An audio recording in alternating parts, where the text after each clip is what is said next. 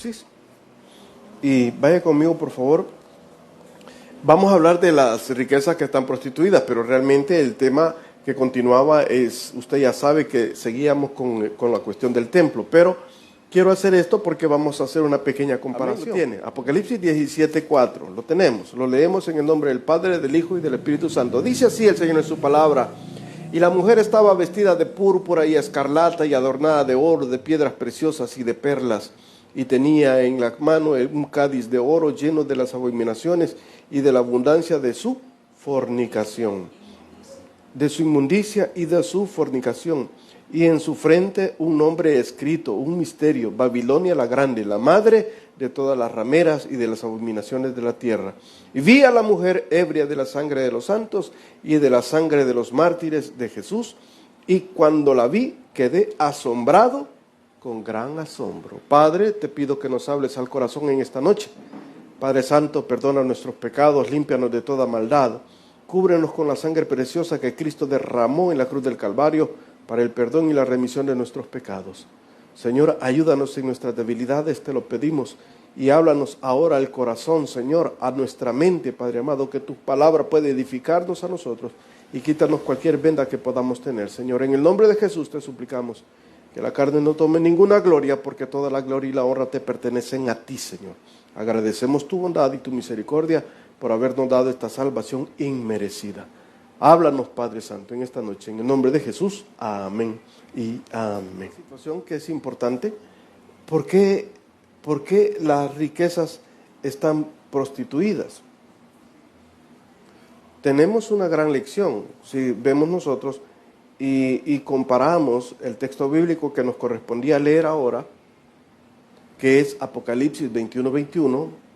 Vaya conmigo, pero no vaya a perder este texto bíblico que estamos teniendo aquí, porque eso lo vamos a tener como una referencia. Vaya conmigo allá a Apocalipsis en el capítulo 21, verso 21. Esto es lo que nos tocaba ahora, en este día. Las 12 puertas eran 12 perlas, cada una de las puertas era una perla, y la calle de la ciudad era de oro puro, transparente como el vidrio. Y no vi en ella templo, porque el Señor Dios Todopoderoso es el templo de ella, y el Cordero. La ciudad no tiene necesidad de sol, ni de lumbrera, ni de luna que brillen en ella, porque la gloria de Dios la ilumina, y el Cordero es su lumbrera. Y las naciones que hubieran sido salvas andarán a la luz de ella, y los reyes de la tierra traerán su gloria y honor a ella. Sus puertas nunca serán cerradas de día, pues allí no habrá noche. Y llevarán la gloria y la honra de las naciones a ella. ¿Se da cuenta? Entonces, lo que quiero hacer yo aquí es esta pequeña comparación. Es una pequeña lección que podemos tomar de esta situación de la ramera. ¿Por qué, hermano? ¿Cómo era la ropa de la ramera?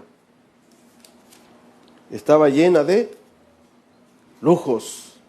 Dice: y la mujer estaba vestida de púrpura y escarlata y adornado de oro y de piedras preciosas y perlas, y tenía en la mano un cádiz lleno, un cádiz de oro. Y entonces, ¿cuál es la lección que podemos ver aquí? ¿Por qué le digo que las riquezas están prostituidas? Porque todas las riquezas que el mundo tiene ahora están en esa situación, están prostituidas. Los dólares que usted ve ahora, esos dólares son llenos de sangre, que han comprado, han cegado vidas, han traficado con drogas, han comprado armas, genocidios eternos, donde han matado a tanta gente por esas riquezas. Por eso le digo, las riquezas están prostituidas. Y todas estas riquezas, dice que no solamente han sido para ella, sino para sus amantes. Y estas riquezas que esta mujer tiene son solamente para eso, para opulencia, para demostrar su opulencia. Al contrario, cuando vemos nosotros a la esposa del Cordero, la nueva Jerusalén, descender del cielo, también trae riquezas. Porque vemos nosotros que aquí en el capítulo 21, leíamos que las calles son de oro. Y eso era lo que tenía también la ramera, pero lo único que la ramera le estaba ocupando como lujuria. Un poder propio para ella. Un poder propio para ella, egoísta, solo para ella. Yo tengo y esto es mío y el demás que se muera, pues. Somos tan crueles en nuestras cuestiones de las riquezas, y por eso les digo que las riquezas están prostituidas, porque yo no sé cómo pueden dormir tranquilos algunos hijos teniendo tanto dinero y sus padres viviendo tantas necesidades. Porque ahí salen. Yo los veo en Facebook, hermano, con tremendos carros, tremendas trocas, y su mamá. Y su mamá sin zapatos. Porque los zapatos que le compró antes de la pandemia, ya, no, hermano, ya eso ya estuvo, ya dieron su vida útil, hombre. Y cuando le hablan, mira, fíjate que no hay hospitales ahí, vos. Llévenlo a una clínica, hombre. Qué difícil. ¿Por qué? Porque las riquezas están prostituidas, simplemente son para sus deleites, no para compartir. No para compartir con su ser querido. Están prostituidas solamente para eso. El domingo fuimos al supermercado con mi esposa y nos metimos en la caja donde hacen el cambio de los cheques, de los money order y esa cuestión. Y nos equivocamos de caja, nos metimos ahí. Y tuvimos que esperar un gran montón porque la gente está cobrando ahí su remesa. Y yo vi a una ancianita, ahí sí, fui acucioso, es que pastor tenía que ser. Cuando la ancianita estaba dando el número de cuenta, le dieron el dinero, le dieron casi $700. Y yo me puse en mi corazón, ¿cómo estará de bendecido este hijo, esta hija, este familiar que tuvo la dicha y la bendición de poder compartir con su ser querido $700 de su salario? ¿Cómo no estará de bendecido? Porque a veces nosotros medimos la bendición por cuestiones económicas, por billete. ¿Cuánto tienes? Tanto vales. Nada tienes, nada vales. Pero las bendiciones muchas veces no solamente son económicas, son bendiciones espirituales, son bendiciones físicas, de salud. Porque ¿de qué le sirve a usted tener 20 millones cuando su corazón está podrido de maldad y de resentimiento, de rencor, de inmundicia? Sus riquezas están prostituidas. Están prostituidas. Y ese es el problema en el cual estamos cayendo. Muchos, a pesar de que dicen que son cristianos, están cayendo como esta ramera. Las riquezas solamente son para ella, no son para otro. Y vemos aquí nosotros, por otra parte, la esposa del Cordero, la Nueva Jerusalén, que también tiene riquezas, pero sus riquezas son para otro uso. Son para un uso totalmente socializado. De modo que toda la ciudad y la calle de la ciudad era de oro puro, transparente como vidrio. ¿La calle de quién? De la ciudad. ¿Y para qué sirven las calles? Para transitar. ¿Y quién transita por esas calles? Todos. Todos transitamos por esa calle. Había una calle que se llamaba la calle Apia en el Imperio Romano. Nadie se podía hacer de que él era dueño de tantas partes, de tantas parcelas de la vía Apia. Nadie, porque eso pertenecía al Imperio Romano, era del pueblo. La calle Apia. Y hay otra cosa que es bien interesante. En el templo de Jerusalén, el templo que hizo Herodes, él había mandado a poner baldosas de oro. Así como lo oye, baldosas de oro. Así que cuando el sol pegaba en esas planchas de oro, el reflejo era cegador. Por eso que Jerusalén se diferenciaba en eso, porque cuando daba el sol de la mañana y pegaba sobre las baldosas había un destello dorado. Lo mismo sucedía al atardecer. Cuando atardecía y el sol lograba pegar en las planchas de oro, un destello impresionante de oro. ¿Se puede imaginar cómo se miraba? Asombroso. Imagínese ver planchas de oro.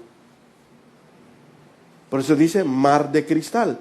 Cuando se refiere al mar de cristal, era el mar de cristal que estaba en el templo, esas baldosas de oro.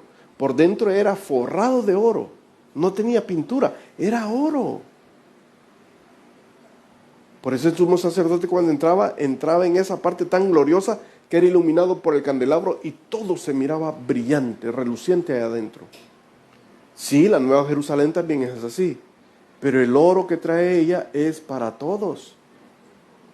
no solamente para ella. En cambio, la ramera lo está utilizando solamente para ella, para sus vicios. Por eso le decía, ese dinero está prostituido. Y lo mismo ocurre ahora. Hay mucha gente que allá usted no los puede ver en otra parte, sino que en una disco. No lo puede ver en otra parte, sino que con taiboleros. No los puede ver en otra parte porque solo eso salen haciendo. Y cuando vienen aquí, lo primero que hacen es ir a chupar. ¿Cómo está su riqueza? Prostituida. ¿Cómo tiene usted sus riquezas? ¿Están prostituidas o las está utilizando bien? Porque muchas veces nosotros también utilizamos mal las riquezas que el Señor nos da. Las prostituimos. Porque las usamos para otras cosas. Cosa que no debería de ser así. Pero lo hacemos. Entonces vemos nosotros que esto está pasando y esto está sucediendo ahora. El reflejo que sucedía ahí en Jerusalén era un reflejo que podía cegar a cualquiera. Hoy en día falta oro, hermano. Vea que no hay falta de oro. Oro hay. El problema es que no está distribuido equitativamente. Pues sí, ¿verdad que sí? No está distribuido equitativamente. Oro hay. Mire, y esto es incomprensible. Yo no lo logro entender. ¿Cómo una nación como Francia? ¿Cuántos conocen Francia? Yo por mapa lo conozco, hermano. Francia no tiene ni una sola mina de oro en su territorio, en Europa. No tiene ni una sola mina de oro. Pero es uno de los países que tiene la reserva de oro más grandes. ¿De dónde saca el oro? Esto es lo incomprensible y esta es la cuestión que no es equitativa. A pesar de que él tiene esa grande reserva de oro, y Sudán, un país africano que fue una ex colonia francesa y que todavía le paga tributo a Francia, imagínense, en este tiempo todavía le pagan tributo a Francia los de Sudán. Sudán tiene muchas minas de oro, es más, ahí se ha descubierto el yacimiento más grande de oro de toda la historia. ¿Sabe cuánto es la cantidad de oro que tiene Sudán? 60,000 millones de toneladas de oro. Y sabe que a pesar de que tiene todo ese yacimiento de oro, él no tiene reservas de oro. ¿Por qué? Porque todos se lo roban, hermano. Todos se lo roban. Lo mismo sucedió aquí con nosotros. Cuando vinieron los conquistadores, ¿qué fue lo que nos hicieron? Nos robaron el oro. Nos robaron el oro. Todo, allá está en España. Y son crímenes de lesa humanidad. Ellos dijeron que no prescriben, entonces que devuelvan lo robado. Y si vemos nosotros esta situación que es incomprensible, ¿cómo es capaz que Sudán, siendo un país tan rico en oro, no tenga reservas de oro? Y Francia, un país que no tiene nada de oro, tiene una de las reservas de oro más grandes del mundo. ¿Cómo es posible? ¿Se da cuenta? ¿Por qué? Porque las riquezas están prostituidas. Las riquezas están prostituidas. Si nosotros vemos aquí el libro de Apocalipsis, en el capítulo 21, en el cual estamos ahorita, vamos a ver que la cuestión económica no se escapa. ¿Por qué no se escapa? Bueno, si usted ve cómo son las calles, cómo son las puertas, cómo son los muros, son piedras preciosas. Imagínese ver esas calles tan hermosas que dicen que son azules como el zafiro. Solo de imaginar la belleza y la cantidad de riquezas que hay allí. La vida eterna no solamente serán bendiciones espirituales, sino que claramente también bendiciones materiales, hermano. Y como dice aquel corito, aquel himno, que el oro hollará nuestros pies. El oro es polvo que hollará nuestros pies. Imagínense. O sea, va a ser tanto la riqueza que el oro no es mayor cosa. Se puede imaginar. Y hoy andamos viendo cómo agarramos unas chiriliquitas para ir a comprarle el anillito a la esposa, para comprar algo. ¿Verdad que allá hacemos eso? Y ahí andamos viendo, pisquiciñando, que es de 10 gramos, que es de 14 quilates, que es de 10 quilates. Ahí andamos viendo. Mire que me lo haga de 10, pero que sea grandote. Sí. Pues que se vea el volumen. Es que eso lo hacemos. Las riquezas que el Señor nos va a dar no solamente son riquezas espirituales, sino que también materiales. ¿Por qué? La visión de la visión de la Nueva Jerusalén revela la gran belleza que Dios tiene preparado. Belleza y gloria. No solamente belleza, es belleza y gloria. Porque muchas veces usted ve a una mujer bella, pero no tiene gloria. No es atractiva, o sea, es bonita, pero no es atractiva. En cambio, aquí vemos que la Nueva Jerusalén tiene belleza y tiene gloria. ¿Por qué? Porque la presencia de Dios está ahí. Es la presencia de Dios, esa presencia de su gracia, esa presencia del pacto de Dios para con cada uno de nosotros. Es su presencia eterna. ¿Qué vemos aquí en el verso 22? ¿Qué dice, hermano? Y no vi en ella templo, porque el Señor Dios Todopoderoso es el templo de ella y el Cordero.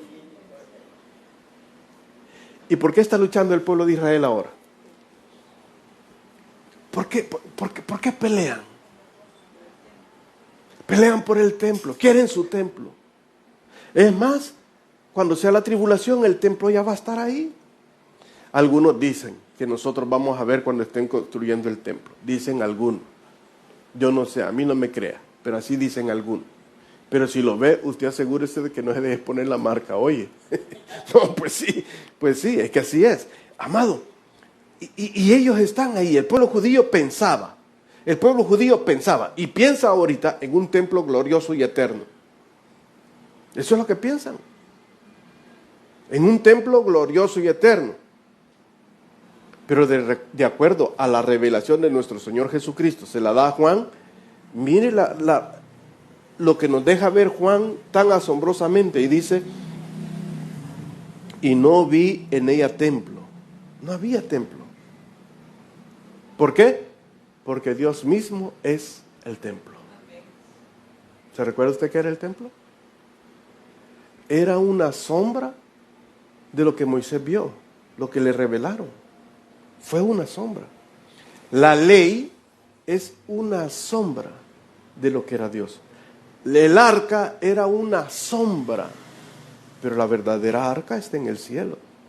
Porque ahí hemos estado viendo nosotros en Apocalipsis que salían del arca, salían del templo, salían del trono, y se da el ejemplo correcto de todo. Entonces todo eso que ha sido aquí es un reflejo.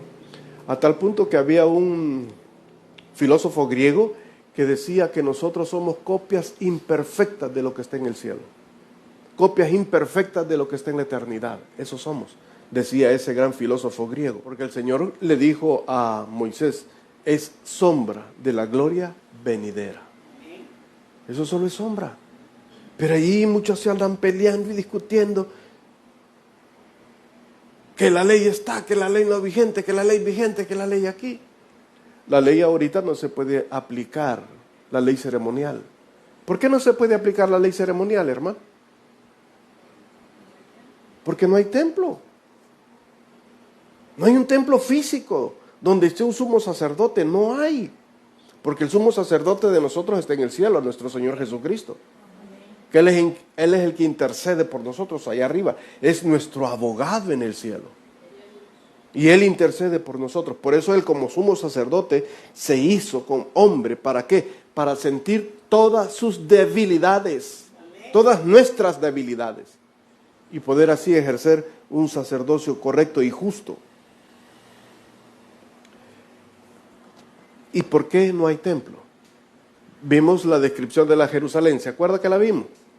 ¿Cómo era la Jerusalén, según la descripción? ¿Cómo era? ¿Se recuerda? Medía lo mismo de largo, lo mismo de alto y lo mismo de ancho. ¿Qué significa eso?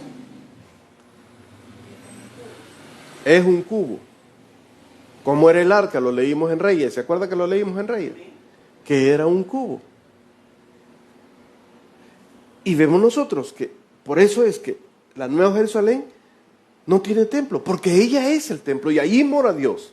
Porque Dios dice, es su templo. Dice, mire, dice, y no vi templo Porque el Señor Dios Todopoderoso es el templo de ella y el Cordero. No hay necesidad de templo. Yo no sé cómo van a hacer ese montón que andan ahí peleando por el templo, cuando se den cuenta ya que ya no hay templo ahí. Si es que muchos andan discutiendo por eso y se enfrascan en grandes pleitos y polémicas y todo, pero aquí estamos viendo que dice aquí que no hay más templo. Ya se acabó, ya no hay.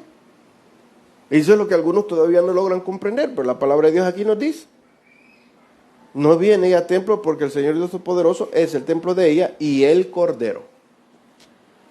No tienen necesidad de templo. ¿Por qué? Porque la presencia de Dios está ahí. La presencia de Dios está ahí. Amados, no es el edificio. Porque muchos creen, es que vamos al templo, vamos a adorar al templo. No es el edificio. ¿Quién es la iglesia?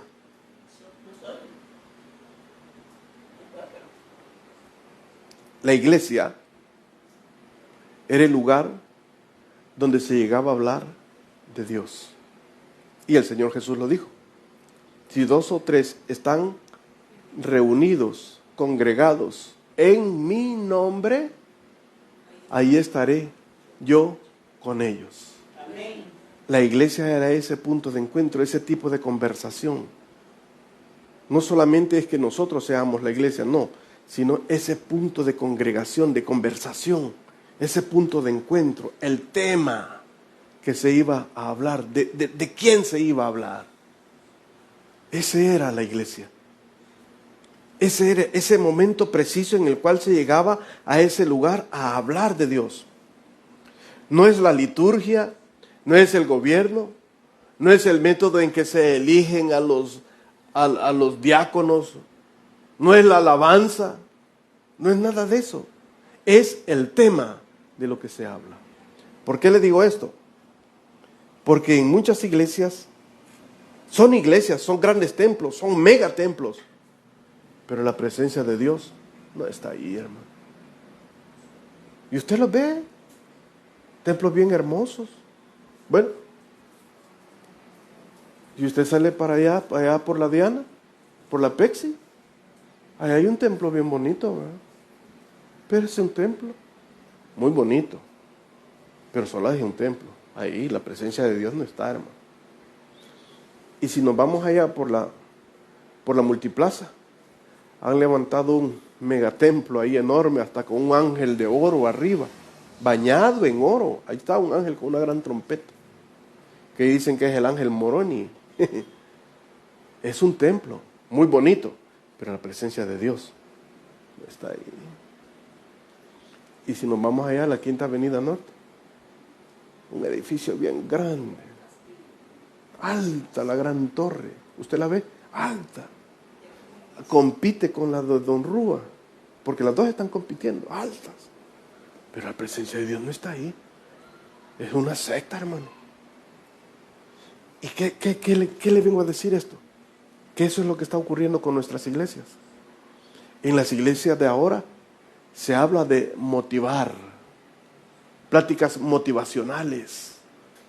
Los pastores ya no son pastores, son coach, que llegan a hablar solamente de pláticas motivacionales.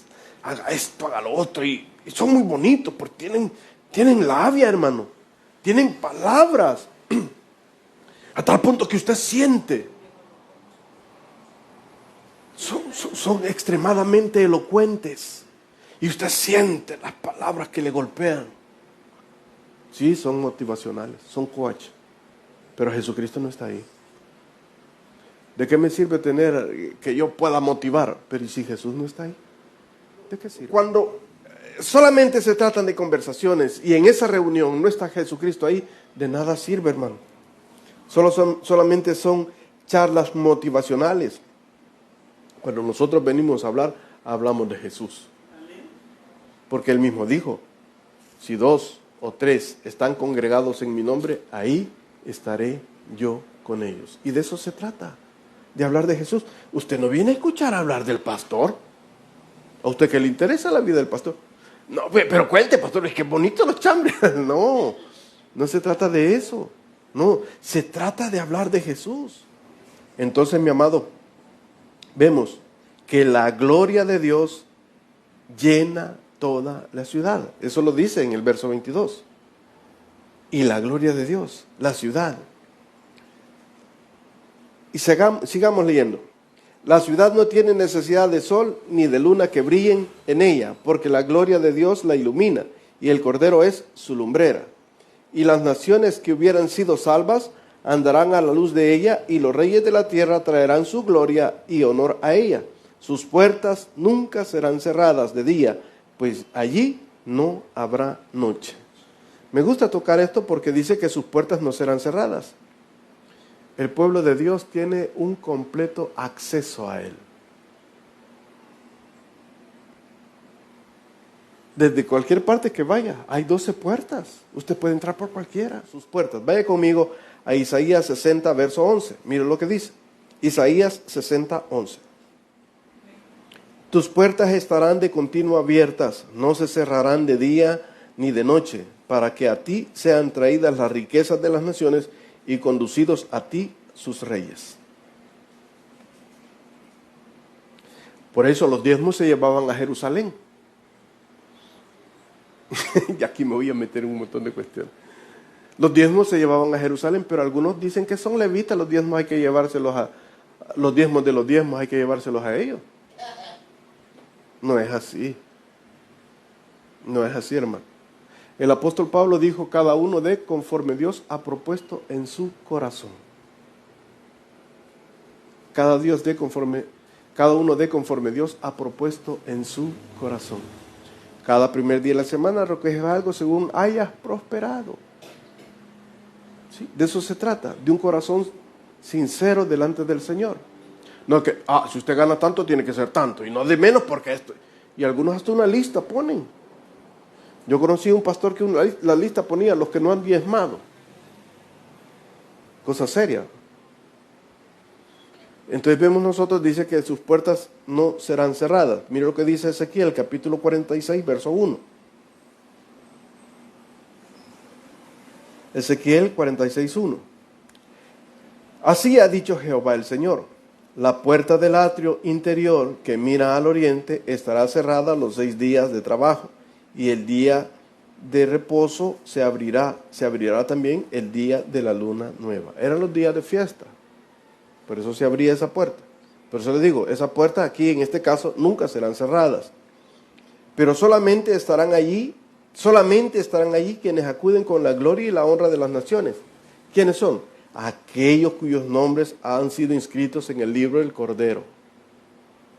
Por eso dice, y la gloria de las naciones. Y cuando nosotros vemos estas cuestiones tan lindas y tan hermosas, refiriéndonos al templo de nuestro Dios, hay algo que es interesante que nuestro Señor Jesucristo le dijo a una mujer. ¿Se acuerda la mujer del pozo? ¿Qué le dijo el Señor a esa mujer samaritana? ¿Se acuerda? Vaya conmigo a Juan, capítulo 4, verso 20. Es que por si se nos ha olvidado. Mire lo que dice el Señor en Juan capítulo 4, 20. Juan 4, 20. Y me estoy refiriendo a la cuestión del templo. Dice así el Señor en su palabra. Nuestros padres adoraron en este monte, y nosotros y vosotros decís que en Jerusalén es el lugar donde se debe adorar. Jesús le dijo, mujer, créeme que la hora viene cuando ni en este monte ni en Jerusalén adoraréis al Padre. Vosotros adoráis lo que no sabéis, nosotros adoramos lo que sabemos, porque la salvación viene de los judíos. Mas la hora viene y la hora es cuando los verdaderos adoradores adorarán al Padre en espíritu y en verdad, porque también el Padre tales adoradores busca que le adoren. Dios es espíritu, y los que le adoran en espíritu y en verdad es necesario que le adoren. ¿Se da cuenta? ¿Dónde vamos a adorar? En la Nueva Jerusalén, pero ahí no hay templo. ¿Por qué? Porque el Padre es el templo. A eso se estaba refiriendo Jesús, no solamente a la época de la iglesia donde no hay un templo físico, sino que estamos hablando ya de la eternidad. Porque vendrán, dice, algunos días, vendrán, donde los adoradores adorarán en espíritu y en verdad, y tales adoradores es necesario que le adoran, Y el Padre busca a esos adoradores. ¿Y qué dice el Señor? El que a mí viene, no le echo fuera. ¿Por qué? Porque no ha venido porque Él quiso. Usted no está sentada aquí porque usted quiso. Usted está sentada porque la gracia del Dios, del Padre eterno, le dijo, alistate y prepárate y te vas para la iglesia. Por eso dice, el que a mí viene, no le echo fuera. Porque ninguno de nosotros ha venido porque hemos querido. Hemos venido porque Dios ha puesto en nosotros tanto el querer como el hacer. Y por eso el Señor le habla de esto a ella. A esto se estaba refiriendo nuestro Señor Jesucristo. Vendrán días cuando aquellos querrán adorar. Por eso el apóstol Juan hace ese énfasis y dice, y no vi templo ahí. No vi templo. Imagínense un judío de la línea de Juan, que había sido educado en la ley, y de repente ver la nueva Jerusalén tan hermosa, tan linda, pero no hay templo. ¿Cómo se debe haber sentido Juan al principio? ¿Y aquí qué pasó? Aquí no hay templo. Y yo esperaba encontrar un templo. Pero cuando sus ojos son abiertos, dice, hay momento. No hay necesidad de templo porque el Padre eterno, el Todopoderoso, es el templo. Imagínense qué maravilla es lo que vamos a gozar nosotros. Por eso el Señor Jesús nos dice, no regocijéis que los espíritus se os sujetan, regocijaos que vuestros nombres estén escritos en el libro de la vida. De eso regocijaos. ¿Por qué? Porque usted va a tener la posibilidad de ver al Eterno. Imagínese qué lindo, hermano. Imagínese qué lindo. Dice, porque ellos verán a Dios. ¿Y qué es lo que necesitamos? Un limpio corazón. Recuérdese de aquella alabanza que cantaba. Dame un nuevo corazón, Señor. Un corazón para adorarte. Ese nuevo corazón es el que nosotros debemos de pedir para poder estar en la presencia del Señor, del Padre Eterno. Cuando nosotros logremos alcanzar eso, que no lo vamos a alcanzar porque nosotros queramos, sino porque la voluntad, la misericordia y la paciencia de Dios ha sido grande para con nosotros. Porque muchos de nosotros, si por nosotros fuera, creo que estamos despachados. Pero es por la misericordia y la gracia de Dios, hermano. Es por su misericordia. Es por su gracia que nosotros podemos tener ese momento tan precioso de poder estar delante de la presencia de Dios. Dice el verso 23, la ciudad no tenía necesidad de sol ni de luna que brillen en ella. O sea que no tenía ni templo, ni tenía sol, ni tenía luna. ¿Se da cuenta? ¿Por qué dice? Y por eso dice que las puertas no se cerrarán, porque ahí no hay noche. Ahí no hay noche. Hay una ciudad, hay un país en Finlandia, donde ahí no hay noche. El sol pega, da la vuelta, pero nunca hay noche ahí. Ahí pasa de día. El sol no se esconde, gira, pero siempre permanece el sol ahí alumbrando a ellos. Igual que en Alaska. Hay 6 meses que el sol sale así, horizontal. No se esconde el sol. Pero hay otros 6 meses donde el sol no está. Está oscuro. Pero vemos nosotros que aquí no hay eso. Faltan esas cosas. Falta el templo, falta la luz natural que no está, pero ¿quién la suple? ¿Quién suple la luz? El hacedor de la luz. Pero sí, yo soy la luz del mundo. Yo soy la luz. Y qué maravilloso es cuando nosotros podemos estar bajo esa luz. Cuando podamos nosotros morar bajo esa luz. Cuando nosotros podamos ser guiados por esa luz. Cuando esa luz guíe nuestros pasos. Amados, la noche en la Biblia simboliza tristeza, dolor, pecado, angustia, tantas cosas. Es la oscuridad, el caos. Eso representa. Pero toda esa oscuridad ha sido desterrada de la nueva Jerusalén. Ha sido completamente eliminada, quitada de ahí. ¿Por qué? Porque ahí no va a haber necesidad de otra cosa. Porque Dios es el sol. Él es el que ilumina todo. Y Jesús es la lumbrera que ilumina. Por eso dice, no hay noche. Por lo tanto, no es necesario cerrar las puertas. ¿Por qué cierra usted la puerta en la noche? Aquí se me van a meter los mañosos. Por seguridad, pastor. ¿Y usted por qué le ha puesto esta doble puerta a la puerta? Sí, por seguridad. Te le pone, le echa 4 llaves y se traga la llave todavía. ¿Sí? Pero dice que las puertas van a estar abiertas. ¿Por qué? Porque hay seguridad. Ahí no hay nadie que se meta, ningún ladrón, hermano. ¿Y quién se va a meter? No es necesario, porque todo está en paz. Guiados e iluminados por la presencia del Señor. Nada pecador o inmundo puede entrar ahí. Nada. Ninguna cosa inmunda ni que hace abominación. Nada. Ahora, cuando vemos nosotros abominación, estamos hablando de las abominaciones que se están dando hoy en día, hermano. La persecución de la iglesia ya casi está empezando. No sé si usted ya se dio cuenta. Pero ya estamos en eso. Si usted habla en mal de cierto grupo de personas, a usted lo quieren meter preso. Porque eso es odio, un mensaje de odio. Es un problema. Y la iglesia está siendo atacada por eso. A un pastor de España en Barcelona le mandaron hasta una carta y le dijeron que moderara el mensaje, porque hay muchas expresiones de odio contra ese grupo. Pero si la palabra del Señor lo dice. Pero ahí dice, todos esos señores no van a entrar. Porque dice que los afeminados, los homicidas, los borrachos, los fornicarios, los adúlteros, ni los abominables, ni los hechiceros, ni los que se echan con los perros, ni con los hombres, podrán entrar en ese lugar. No van a ser admitidos, no serán admitidos en la Nueva Jerusalén. Solo serán admitidos o seremos admitidos aquellos que hemos sido inscritos en el libro de la vida del Cordero de Dios. Mire lo que dice el Señor en su palabra en Apocalipsis 3:5, ya para finalizar. El que venciere será vestido de vestiduras blancas, y no borraré su nombre del libro de la vida, y confesaré su nombre delante de mi Padre y delante de sus ángeles. El que venciere.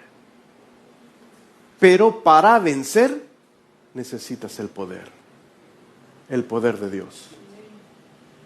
Porque por nuestras fuerzas no es posible. No es con nuestra fuerza, no es con espada ni con lanza. Es con el poder del Espíritu de Dios en que vamos a prevalecer. Vamos a orar. Padre, gracias te damos, Señor, por tu hermosa palabra. Gracias, Dios eterno, por tu bondad y tu gran misericordia. Gracias, Jesús, por todo lo que tú haces en nuestras vidas.